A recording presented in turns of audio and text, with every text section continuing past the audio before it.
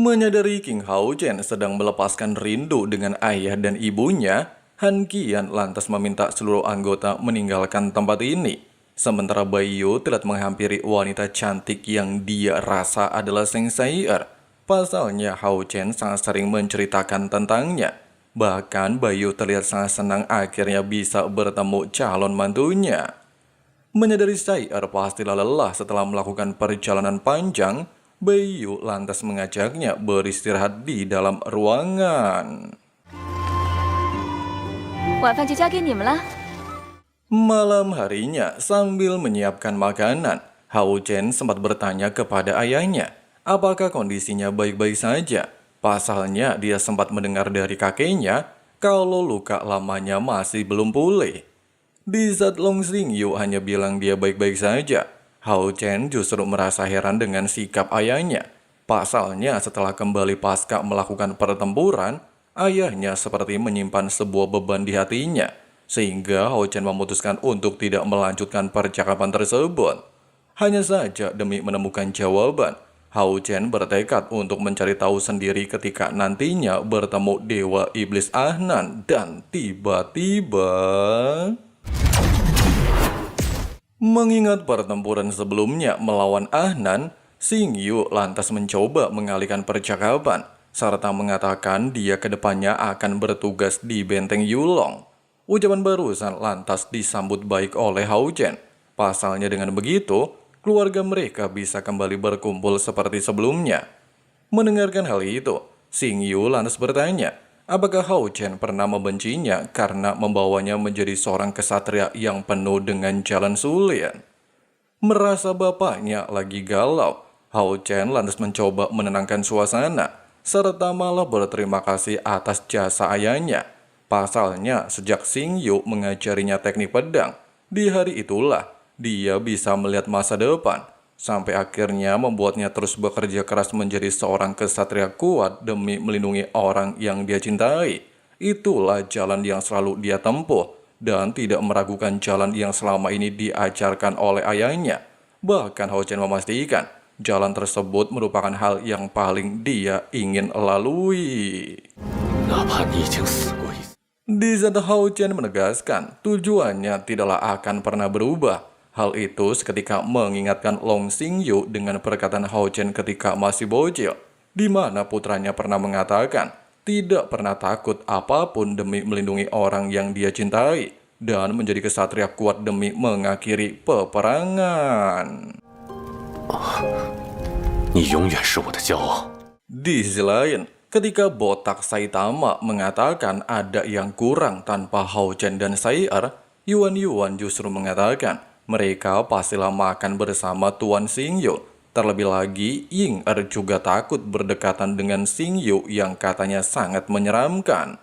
Di saat yang Wenzhou terdiam dan seolah-olah memiliki beban di pikirannya, Lin Xin lantas mengajak mereka bersulang, serta memberikan semangat kepada Han Yu, Zhang Fang, dan Wenzhou yang akan segera mengikuti ujian tata segel ilahi. Sementara itu, meskipun Baiyu merasa senang bisa berkumpul bersama keluarganya, serta kini dihadiri Seng Sai'er, namun dia masih merasa sedikit sedih kakek Hao Chen tidak bisa hadir karena ada urusan di kota suci. Hao Chen menegaskan, kakeknya akan kembali beberapa hari lagi, sehingga mereka bisa makan bersama jika dia sudah kembali. Membenarkan hal itu, Baiyu lantas mengajak bersulang untuk merayakan kedatangan Seng Sai'er.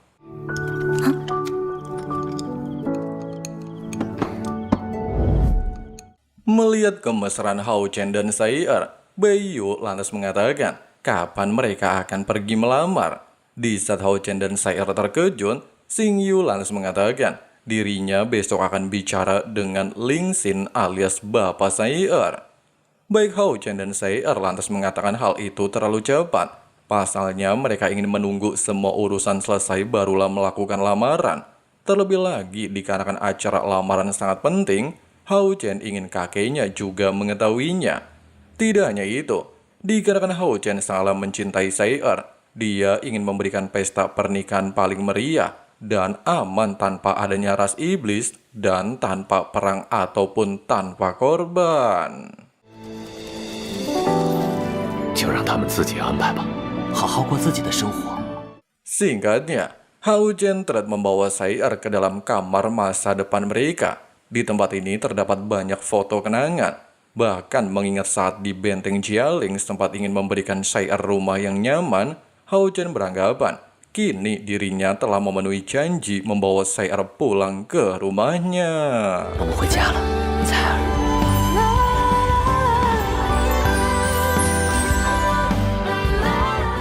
Beberapa saat kemudian, Yang Wenzhou terlihat mendatangi Long Xingyu dan mengatakan kalau dia ingin menyerah mengikuti ujian tata segel ilahi. Meskipun Xingyu sempat terkejut, serta beranggapan Wenzhou pastilah ingin mewarisi tata segel ilahi milik kakeknya, bahkan beranggapan tidaklah sesuai untuknya, namun Wenzhou langsung membantahnya dan menegaskan kalau dirinya justru ingin mewarisi tata segel milik Long Xingyu dan ingin menjadi muridnya. Terlebih lagi tujuannya menjadi kesatria adalah menjadi orang seperti Long Xingyu. Meskipun Long Xingyu sempat terkejut mendengarkan hal itu, namun menyadari pemikiran Yang Wenzhou sama persis seperti dirinya. Dia pada akhirnya menerima Wenzhou sebagai muridnya. Hanya saja Xingyu tetap memintanya mengikuti arahan sebelum ujian tata segel ilahi sebagai pemahamannya di masa depan. Keesokan harinya, sebelum memasuki ujian, Xingyu menjelaskan beberapa informasi. Meskipun Yang Wenzhou mengundurkan diri, namun dia sudah memenuhi kualifikasi untuk mendapatkan penjelasan. Xingyu melanjutkan, aliansi memiliki 6 tata segel ilahi dengan kekuatan berbeda-beda.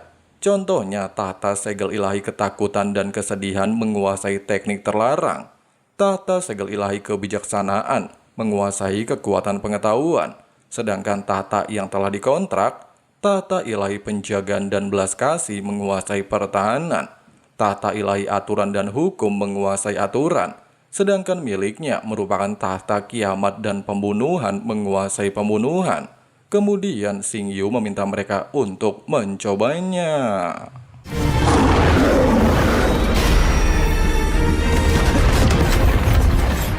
Di saat Xingyu meminta salah satu perwakilan merasakan kekuatan tata ilahi, Hao Chen lantas meminta Wenzhou melakukannya. Pasalnya dia sadar Wenzhou merupakan orang yang ingin mewarisi tata tersebut. Di saat Yang Wenzhou terkejut merasakan kekuatannya meningkat secara drastis, Xingyu lantas membenarkannya, di mana hal itu merupakan efek dari tata ilahi yang mampu meningkatkan kekuatan spiritual sebanyak 2000 poin. Sambil meminta Wenzhou menggunakan artefak pedang tata ilahi dan menggunakannya, Xingyu kembali menjelaskan, setiap tata ilahi akan memberikan penggunanya senjata ilahi, sehingga dengan memiliki tata ilahi, mereka akan langsung mendapatkan 2 hadiah. Pertama, tata itu sendiri, dan yang kedua adalah senjata ilahi. Bahkan tata segel ilahi bisa dirubah menjadi baju zirah dengan tingkat berbeda-beda. Sedangkan baju zirah tata kiamat dan pembunuhan memungkinkan Xingyu mendapatkan peningkatan serangan 10% setiap menitnya. Menyadari Long Xingyu belum menjelaskan tentang tahta ilahi keabadian dan penciptaan, Han Yu lantas buru-buru bertanya. Namun sayangnya, Xingyu tidaklah bisa menjelaskan secara detail. Pasalnya sangat sedikit informasi tentang tahta tersebut. Namun untuk kekuatannya sudah tidak bisa diragukan lagi. 6.000 tahun yang lalu, 72 pilar iblis turun ke benua Sengmo dan melahirkan 72 dewa iblis. Bahkan aura iblis yang mereka bawa menginfeksi makhluk hidup dan merubah mereka menjadi ras iblis, serta membantai ras manusia. Sehingga para manusia mendirikan 6 aliansi untuk melakukan perlawanan. Dalam situasi genting dan manusia di ambang kepunahan tidak mampu menandingi ras iblis dan kaisar dewa iblis generasi saat itu, sebuah tahta turun dari langit, membentuk sebuah baju zirah seolah memiliki kehidupan memegang pedang ilahi. Bahkan hanya satu tebasan mampu membunuh 42 dewa iblis dan membuat kaisar dewa iblis terluka parah. serta membunuh ribuan ras iblis, sehingga membuat situasi cukup aman selama ribuan tahun. Pada saat yang sama, setiap manusia mendengar sebuah seruan di hati mereka yang mengatakan tata ilahi keabadian dan penciptaan. Namun sayangnya pasca insiden tersebut, tahta ilahi seolah-olah kehabisan energi kehidupan dan tertidur, serta hanya meninggalkan 5 batu suci, di mana 5 batu suci tersebut ditempa oleh ketua kuil kesatria pertama bernama Xiao Huo menjadi 5 tahta segel ilahi mengikuti tahta ilahi penciptaan dan keabadian, serta menjadi senjata terkuat manusia sampai saat ini. Meskipun tahta tersebut kini tertidur, namun Xingyu sangat yakin jika tahta tersebut kembali bangkit, maka perang selama ribuan tahun pastilah akan segera berakhir. Menyadari Long Hao Chen sangat menginginkan tahta tersebut, serta seringkali mendapatkan panggilan. Namun Xingyu memintanya untuk berhati-hati. Pasalnya selama ribuan tahun belum pernah ada orang yang berhasil mendapatkannya. Setelah melihat keputusan Hao Chen dan kepercayaan diri putranya, Xingyu lantas membuka portal ujian tahta segel ilahi.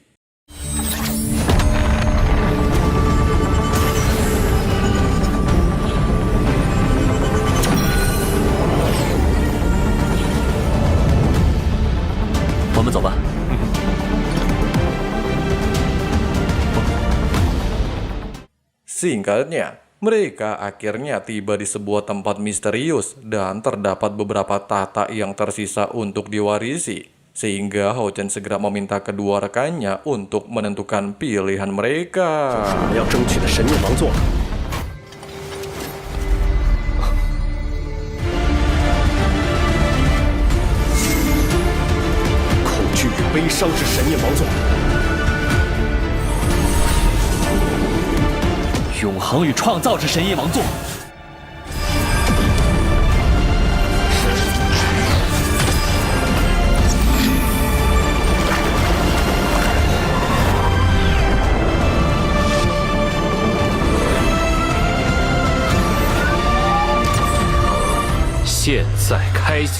Memasuki tempat ujian, Hao Chen langsung disambut oleh sebuah suara, serta memintanya melewati 2 ujian keabadian dan penciptaan secara terpisah untuk memahami arti sebenarnya dari keabadian dan penciptaan. Sedangkan di ujian pertama, Hao Chen diharuskan memahami ujian penciptaan. Diceritakan, di benua Zhengmo hidup klan alam yang menyembah alam dengan sangat damai dan saling menghargai sesama anggotanya. Sedangkan di sisi lain, hidup klan elf malam yang menyembah kegelapan. Mereka juga sama-sama menghormati sesama anggota klan. Hanya saja dikarenakan perbedaan keyakinan dan kelangkaan sumber daya, kedua belah pihak saling berperang, membuat kerusuhan di seluruh benua Zhengmo.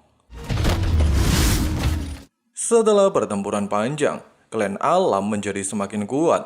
Bahkan di bawah kepemimpinan Raja Eston, mereka berniat membersihkan kegelapan dan para pengikutnya dari benua Zhengmo. Dalam situasi terdesak, klan elf malam tanpa terduga memanggil benih kehancuran, membuat seluruh benua Zhengmo pada akhirnya dilanda kehancuran, membuat seluruh makhluk menderita dan tewas mengenaskan. Dari cerita barusan, Hao Chen diharuskan mengubah nasib kedua klan dan menciptakan masa depan baru bagi mereka, menjadi ujian pertamanya. Beberapa saat kemudian, disambut oleh anggota F, King Hao Chen terbangun menjadi raja dari klan mereka. Bahkan dikatakan, jika bukan karena Hao Chen melindungi mereka dari serangan Raja Eston, dia tidak mungkin terluka dan tertidur panjang. Meskipun Hao Chen sempat bingung, kenapa dirinya bisa menjadi Raja Klan Elf yang menyembah kegelapan. Namun setelah dia memeriksa seluruh atributnya masih cahaya, dan hanya penampilannya saja yang berubah, Hao Chen langsung menyadari kalau dia harus merubah segalanya dengan identitas Raja Klan Elf Malam. sehingga dia bertujuan untuk mencegah kehancuran klan F. Dan tiba-tiba...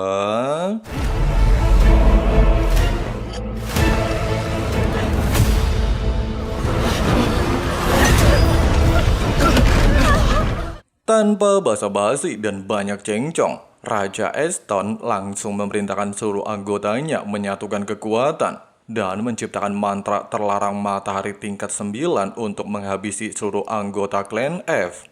Menyadari hal ini akan membuat salah satu anggota klan F mengaktifkan benih kehancuran, Hao Chen lantas secara sigap mengambil alih menghancurkan sangkar penahan, serta menyerap energi mantra matahari ke dalam tubuhnya.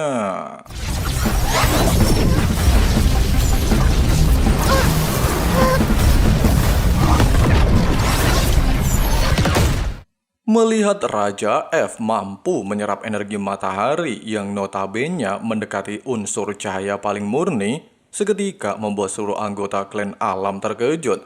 Pasalnya, bagaimana mungkin Raja F yang memiliki atribut kegelapan mampu menyerap energi matahari? Sementara itu, setelah memadamkan api di tubuh anggotanya, Hao Chen lantas meminta mereka untuk santuy aja, kemudian bergegas menghadapi Raja Eston. Di saat Raja Eston terkejut bagaimana mungkin Raja F tidak takut cahaya dan kekuatannya meningkat, Hao Chen justru mampu merasakan kekuatan musuhnya berada di tingkat 9 tahap kedua dan bukan tandingannya. Namun dia mencoba bertahan untuk mencari tahu apa alasan Raja Eston memulai perang. Dengan alasan tersebut dan sambil baku hantam, Hao Chen mencoba bertanya, kenapa sebagai raja dia begitu kejam, bahkan menghabisi wanita dan anak-anak. Tidak memperdulikan hal itu dan memiliki keyakinan suku F memiliki pandangan berbeda dengan suku alam, Raja Eston berniat terus berperang sampai mati. Terlebih lagi, jika sebagai raja dia memiliki sifat penyayang, maka klannya tidak mungkin berkembang. Mendengarkan hal itu dan merasa kesal, Hao Chen sempat berhasil mendesak Raja Eston, sehingga membuat sang raja segera memerintahkan anak buahnya untuk membunuh anggota klan F. Meskipun Raja Eston sempat mencegah Hao Chen menyelamatkan anggotanya serta melepaskan serangan ganas, namun Hao Chen dengan mudah menghindarinya.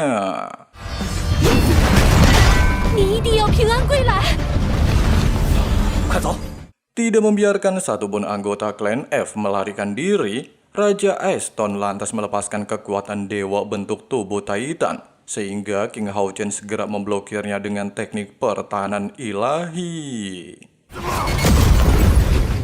Secara mengejutkan, Hao Chen tiba-tiba saja berpindah tempat. Namun belum sempat dia memikirkan hal itu, dia tanpa sengaja melihat Sisi alias bocil yang sebelumnya dia selamatkan sedang melawan monster alam.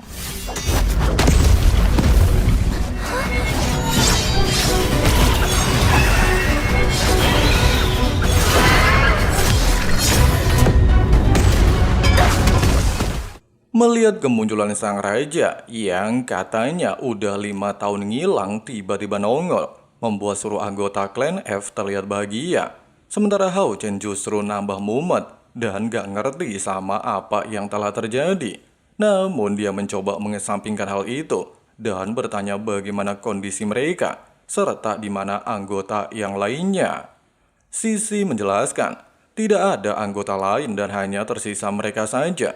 Saat itu ketika Hao Chen melawan Raja Eston, mereka berhasil melarikan diri, serta mencoba membangun tempat tinggal, dan berharap sang raja segera kembali.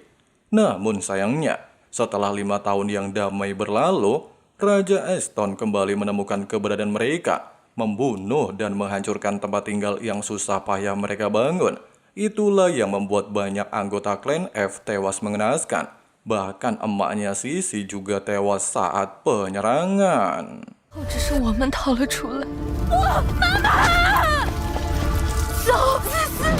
Tidak sampai di situ, klan alam secara kejam mengerahkan para monster alam untuk mengejar mereka dan akhirnya bertemu dengan sang raja klan F barusan aja. Mendengarkan hal itu dan melihat seorang bayi agak aneh, Hao Chen lantas bertanya, kenapa dengan anak tersebut? Sisi menjelaskan, hal itu dikarenakan penyakit degenerasi karena kekuatan energi kegelapan dan bisa membuat sang bayi koin, di mana sejak kekuatan alam menguat, kekuatan kegelapan hampir menghilang. Dan jika hal itu terjadi, seluruh anggota klan F akan terkena penyakit degenerasi, serta pastilah membuat mereka tewas dan klan F hanya tinggal sejarah. Dengan adanya fakta tersebut, seluruh anggota lantas meminta maaf kepada Hao Chen. Pasalnya dia telah memberikan mereka waktu melarikan diri, namun mereka justru tidak bisa mengatasi hal sepele seperti ini. Mendengarkan hal itu dan merubah tragedi sebelumnya ternyata masih saja tidak berguna, serta pastilah akan ada terus ujian seperti ini. Hao Chen lantas bertanya, apakah ada cara untuk mengatasi hilangnya kekuatan kegelapan?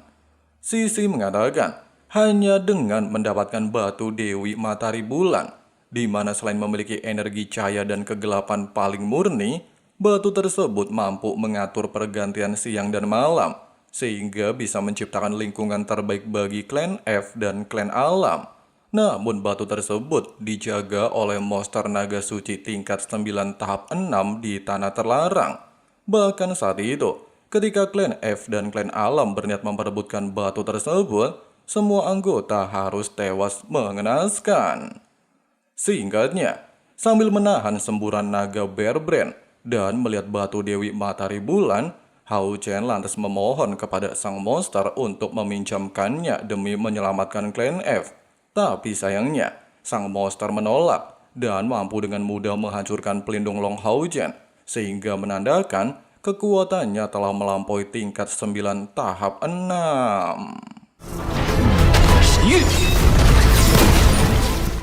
Tidak lagi menahan diri, Hao Chen lantas melepaskan teknik ilahi matahari neraka untuk melakukan serangan balasan tanpa terus bertahan.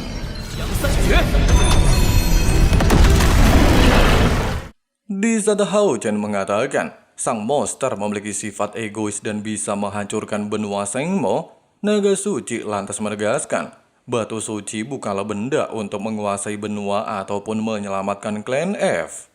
Tidak memperdulikan jawaban barusan dan menyadari naga suci sangat ketat menjaga batu Dewi Matahari Bulan serta tidak memberinya kesempatan mendekat, Hao Chen lantas mencoba memancingnya menjauh.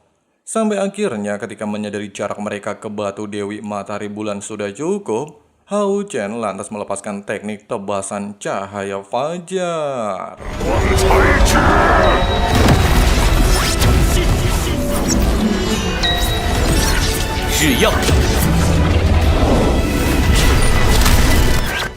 Meskipun naga suci berhasil memblokirnya dan berniat menghabisi Hao Chen, namun ternyata dalam bentrokan sebelumnya, Hao Chen telah menggunakan teknik Kage Bunshin milik Sai untuk menipunya, serta bergegas mengambil batu Dewi Matahari Bulan. Tepat ketika Hao Chen berniat menyerahkan batu tersebut, serta naga suci melepaskan segel untuk menahannya, King Hao Chen tiba-tiba saja melihat sebuah gambaran kehancuran, sehingga dia segera menghentikan langkahnya. Di mana jika batu Dewi Matahari Bulan sampai jatuh ke tangan klan F, maka klan alam yang akan mengalami penderitaan. Pasalnya, Sisi dan anggota pastilah membalaskan dendam yang telah mereka alami, serta berniat menghabisi seluruh klan alam dari benua Sengmo.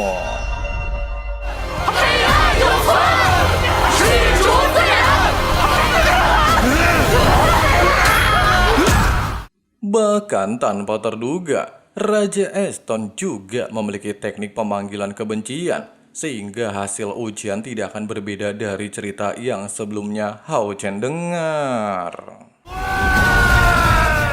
Di saat Long Hao Chen menyadari fakta tersebut tidak akan mengubah apapun, naga suci tiba-tiba melepaskan serangan, sehingga dia segera memblokirnya dengan artefak Matahari Bulan.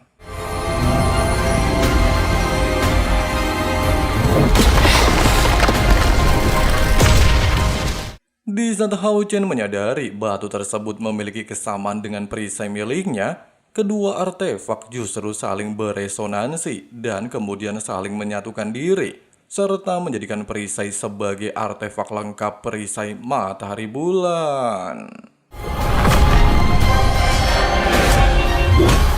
Secara bersamaan dengan hal itu, Hao Chen dinyatakan berhasil memecahkan rahasia ujian pertama, sedangkan di ujian selanjutnya, dia harus menghadapi kehancuran tanpa batas. Merasa muak, Hao Chen mencuri artefak ilahi. Naga emas lantas dengan gila melepaskan serangan nafas naga pemusnahan. Sementara Hao Chen memblokirnya menggunakan teknik pembalikan tanpa celah dari perisai matahari bulan. Di saat Hao Chen menyadari perisai matahari bulan kini telah sempurna dan tidak terbatas oleh pergantian siang dan malam, naga emas tiba-tiba saja menyadari kalau Hao Chen merupakan orang di dalam legenda yang mampu merubah takdir dunia, di mana hanya orang yang terpilih saja yang mampu menggunakan kekuatan matahari dan bulan untuk menguasai serta menciptakan dunia ini. Sementara itu, ketika Sisi dan rekannya terlihat menangis melihat sang raja belum juga keluar dari sarang naga, mereka tiba-tiba saja dikejutkan dengan kemunculan sebuah pilar cahaya. 发生了什么？ Menyadari siang bisa berganti malam, serta seorang bayi yang sebelumnya mengidap penyakit kurang kegelapan berhasil disembuhkan, seluruh klan F lantas menyadari kalau raja mereka telah berhasil mendapatkan batu Dewi Matahari Bulan. Di sisi lain, ketika klan Alam berniat untuk terus mencari keberadaan klan F, mereka tiba-tiba saja dikejutkan dengan datangnya kegelapan. Meskipun sempat beranggapan klan F telah mendapatkan batu Dewi Matahari Bulan, namun ketika melihat kegelapan dan cahaya berdampingan, hal itu seketika membuat Raja Easton kebingungan. 光暗共存， Sementara itu, melihat Hao Chen membawa cahaya dan kegelapan, sempat membuat naga emas merasa ragu, apakah hal ini benar-benar bisa mengubah takdir benua ini. Hao Chen menegaskan, perselisihan di benua ini berasal dari perebutan sumber daya untuk bertahan hidup. Asalkan tercapai keadilan sempurna, Hao Chen beranggapan kedua klan tidak akan kembali berperang. Dan tiba-tiba...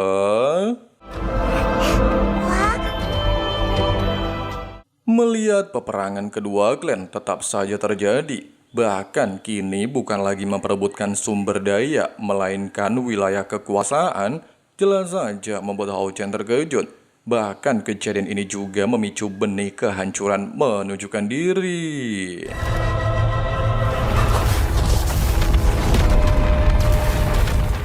Di saat Hao Chen baru menyadari benih kehancuran muncul karena keputusasaan dan kebencian, serta dia juga bingung harus berbuat apa untuk menyelesaikannya, Hao Chen tiba-tiba saja kembali ke masa saat klan F ingin dimusnahkan. Bahkan melihat seluruh anggota tersiksa dan Sisi kecil mencoba untuk melindunginya, hal itu seketika membuat Hao Chen berambisi untuk mengubah takdir. Beberapa saat kemudian, kita dibawa ke pertempuran antara klan F dan klan Alam ketika klan F baru saja mendapatkan tempat baru. 稳住我们的家人！ Tepat ketika sang ibu mencoba untuk menggunakan tubuhnya demi menyelamatkan Sisi, Hao Chen tiba-tiba saja muncul di lokasi baku hantam untuk memblokir serangan. Meskipun seluruh anggota klan F merasa senang melihat sang raja akhirnya kembali menyelamatkan hidup mereka, namun Hao Chen tidaklah memperdulikannya dan menunjukkan batu Dewi Matahari Bulan. Di momen ini juga, Hao Chen lantas teringat dengan percakapannya bersama Raja Naga Emas, di mana karena keadilan yang sebelumnya Hao Chen ciptakan tidak bisa merubah takdir dunia, Raja Naga lantas memintanya menjadi penguasa dunia dan menciptakan aturannya sendiri, sehingga kedua suku bisa bergandingan tangan dan menyalurkan kebencian mereka kepada Hao Chen. Sambil memberikan tekanan kepada kedua klan, Hao Chen lantas menegaskan dirinya adalah dewa tertinggi di benua ini yang menguasai siang dan malam. Mereka harus tunduk kepadanya jika ingin mendapatkan sumber daya untuk bertahan hidup. Meskipun Raja Aeston tidaklah menerima keputusan tersebut dan tidak mempercayai Hao Chen adalah dewa, bahkan mencoba melakukan serangan, namun hal itu sia-sia saja.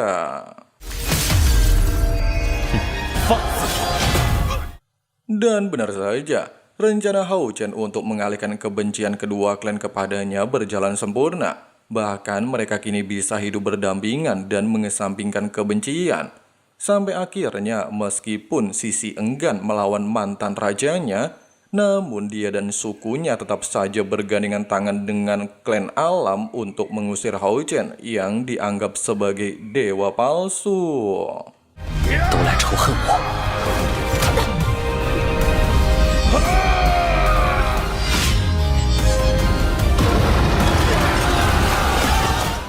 Di saat Hao Chen terkejut, benih kehancuran tiba-tiba saja muncul ketika dirinya ingin berpura-pura mati membawa mati kebencian. Naga emas sempat beranggapan kalau kehancuran merupakan takdir benua ini. Bahkan batu Dewi Matahari Bulan sekalipun tidak akan bisa merubahnya. Tidak menerima takdir seperti ini, Hao Chen lantas menggunakan teknik benteng abadi untuk melindungi kedua anggota klan.